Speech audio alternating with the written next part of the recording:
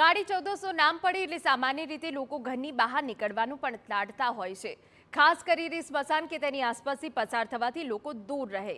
કારણ કે કાળી ચૌદસની રાત્રે તંત્ર મંત્ર અને અંધશ્રદ્ધાનો માહોલ વધારે પ્રબળ બનતો હોય છે.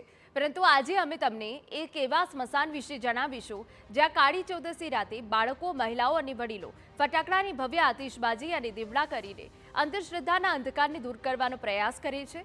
આ દ્રશ્યો છે મહેસાણાના પરા વિસ્તારમાં આવેલા નીજધામ સ્મશાન ગૃહના, કે જ્યાં લોકોના મનમાંથી કાળી ચૌદસે ફેલાયેલો ભય દૂર કરવા માટે અનોખી રીતે સ્મશાનમાં કાળી ચૌદસની ઉજવણી કરવામાં આવે છે.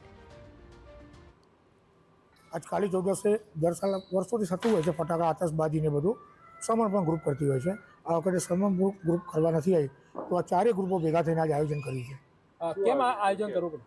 કાળી ચૌદસ એક દિવસ એવો છે કે જે સ્મશાનથી લોકો ડરતા હોય છે કે સ્મશાનમાં ના જવાય, ભૂત રે, આ થાય, એ થાય. એ પબ્લિકને અંધશ્રદ્ધામાંથી બહાર કાઢવા માટે એના માટે એક આયોજન કર્યું છે.